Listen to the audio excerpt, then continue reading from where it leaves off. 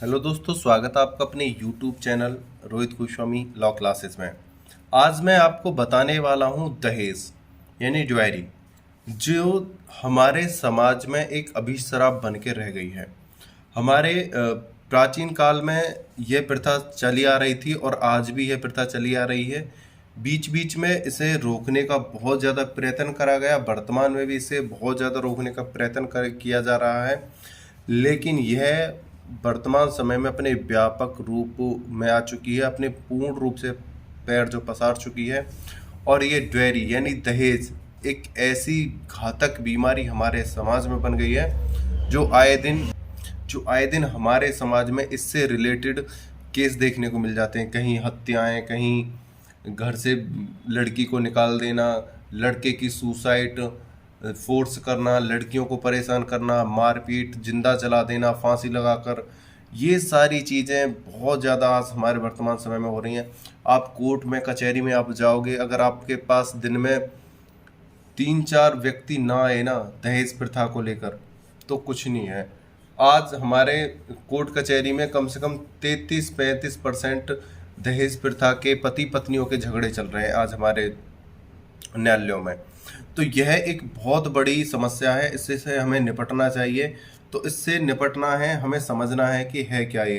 पहले आज हम दहेज के ऊपर बात करेंगे। दहेज क्या है, ये कब से चला आ रहा है और इसका हमें कैसे समाधान करना है। तो पहले ड्योरी को समझते हैं। और क्वेश्चन पर चलने से पहले आपसे एक रिक्वेस्ट है, अगर आपने हमारे यूट्यूब चैनल को अभी तक लाइक शेयर एंड सब्सक्राइब नहीं किया है, बेल आइकन घंटी को नहीं दबाया है, दबा लो और सब्सक्राइब कर लो, क्योंकि मैं आपको इतनी इंटरेस्टिंग चीज़ें लेकर आने वाला हूँ आपने कभी सोचा भी नहीं होगा। और आपकी एलएलबी से रिलेटेड सभी इंपॉर्टेंट जानकारी आपको इसी यूट्यूब चैनल पर देते रहेंगे। ठीक है, चलते हैं अपने दहेज की समस्याओं को समझते हैं, क्या है ये चीज़ें। हालांकि अभी छोटे छोटे पॉइंटों में इसे समझेंगे, अगर एक साथ समझाने की कोशिश करूंगा तो ये आपके लिए खिचड़ी बन जाएगी। ठीक है ना। हिंदू समाज में दहेज प्रथा, विशेषकर द्विज हिंदुओं में, एक बहुत ही बुराई है, जिसे अनेक प्रकार के प्रयत्नों के बावजूद भी मिटाया नहीं जा सका है। आए दिन यह सुनने में आता है कि पर्याप्त दहेज न लाने के कारण वधू को मारा पीटा गया और घर से निकाल दिया गया। कुछ समय पूर्व उच्चतम न्यायालय के समक्ष एक मुकदमे में ये तथ्य सामने आए कि सास ससुर ने वधू को बुरी तरह मारा पीटा और फिर गला घोट दिया, परंतु प्रमाणिक साक्ष्य के अभाव में ससुर और पति दोनों ही दंड से बच गए। मतलब यह देखो, हमारे समाज में एक इतनी बड़ी क्रूरता हो रही है दहेज प्रथा को लेकर। एक कुछ समय पहले एक लड़की की शादी हुई, शादी के बाद उनके ससुराल वालों ने क्या करा कि वो पर्याप्त दहेज न लेके आई थी, तो इसी वजह से उसे पहले मारा पीटा और गला घोटा उसका। जब वो उसको लेकर, समस्या को लेकर कोर्ट और न्यायालय में पहुंची, तो क्या होता है कि उसके पूर्ण साक्ष्य नहीं थे। मतलब कोई ना तो गवाह था इतना मजबूत और ना ही कोई गवाही देने वाला था, ना कोई ऐसे साक्ष्य से जो उस सास ससुर को वहां पे दोषी ठहराए जाते। इसलिए सास ससुर और पति दोनों ही वहां से बच गए। तो यहाँ पर देखो, हमारी बहन बेटियां आज की डेट में दहेज प्रथा से कितनी परेशान हैं। आगे कुछ देखते हैं। कुछ ब्राह्मणों में वर दक्षिणा की प्रथा है, जिसके अंतर्गत वर को भेंट पूजा दी जाती है। वर दक्षिणा दहेज का की परिभाषा में आती है। देखो, जो ब्राह्मण होते थे पहले क्या करते थे, जब उनकी शादियां करते थे, अपनी बेटियों की शादियां करते थे,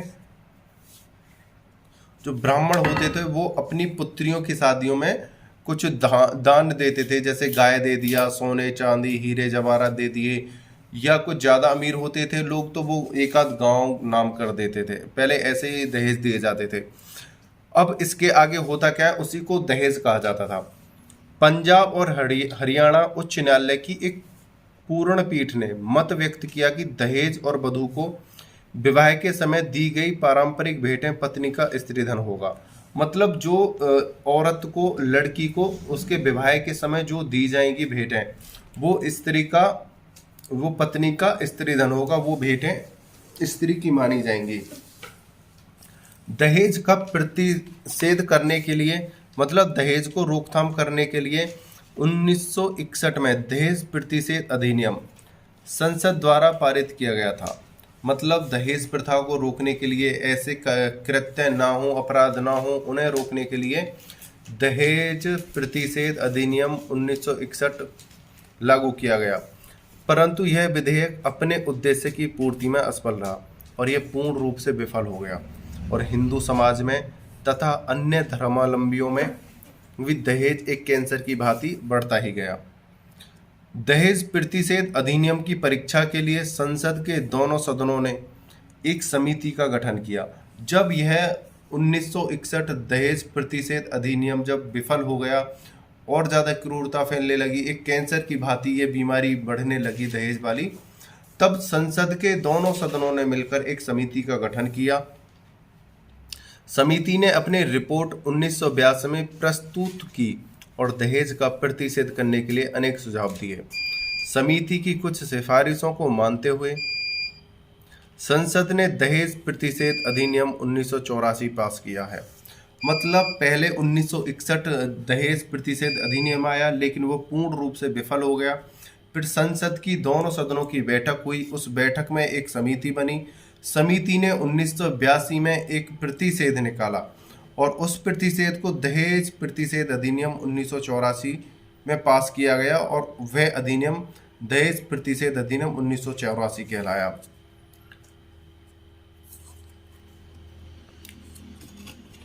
नए संशोधन द्वारा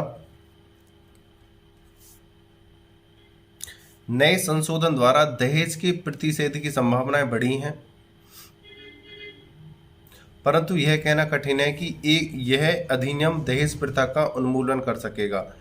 नए संशोधनों द्वारा दहेज के प्रतिषेध की संभावनाएं बढ़ी हैं, मतलब जो संभावना पहले ज़्यादा थी दहेज प्रथा की वो कम हुई है, परंतु यह कहना कठिन है कि यह अधिनियम दहेज प्रथा का उन्मूलन कर सकेगा, मतलब दहेज प्रथा को जड़ से खत्म कर सकेगा, यह कहना निश्चित नहीं है।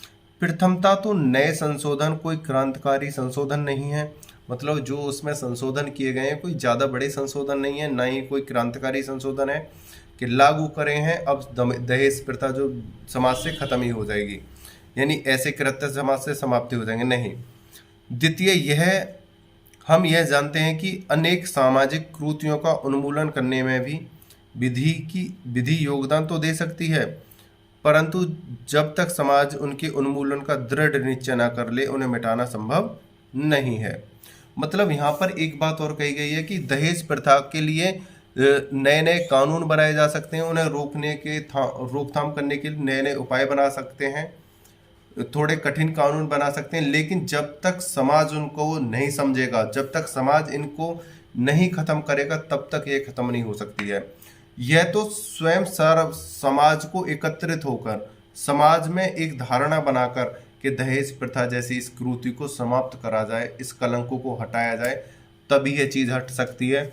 अन्यथा समाज से, चाहे आप संसद से लाओ नियम, सुप्रीम कोर्ट से लाओ, या आप रूल कायदा कानून नियम बना सकते हो, लेकिन समाज से समाप्त नहीं कर सकते हो। आप क्या करोगे, रूल बनाए हैं उसमें सजा दोगे, मारपीट करोगे, फांसी चढ़ा दोगे, लेकिन यह सब चीज़ें किसे रोकथाम करनी है, समाज को ही करनी पड़ेंगी। समाज जब तक एकत्रित नहीं होगा तब तक इसका विनाश नहीं होगा। ये था ड्वेरी यानी दहेज है क्या और कैसे इसकी रोकथाम की जाएगी। उम्मीद करता हूँ यह चीज़ें आपके समझ में आई होगी। और आपसे इस वीडियो के माध्यम से एक रिक्वेस्ट करना चाहता हूँ, आप शिक्षित परिवार से हो, आप शिक्षित हो, अपने आसपास बहन बेटियों का सम्मान करो और दहेज जैसी कुरीतियों से बचो। ऐसे अपराधों को अपने आस पास ना होने दें और कसम खाएं कि जब भी कोई ऐसी समस्याएं किसी बहन बेटी के साथ आती है, हम डट कर उसके साथ खड़े रहेंगे। उम्मीद करता हूँ यह बात आपको अच्छी लगी होगी और आप इसमें आगे जाके अब सहयोग भी करोगे। और आपने इस वीडियो को बड़े प्यार से अंत तक देखा, उसके लिए आपका धन्यवाद। और आप हमारे YouTube चैनल पर बने रहिएगा, हम आपके लिए ऐसी ही इंटरेस्टिंग चीज़ लाते रहेंगे। वीडियो को अंत तक देखने के लिए धन्यवाद। टेक केयर, बाय बाय, जय हिंद, जय भारत।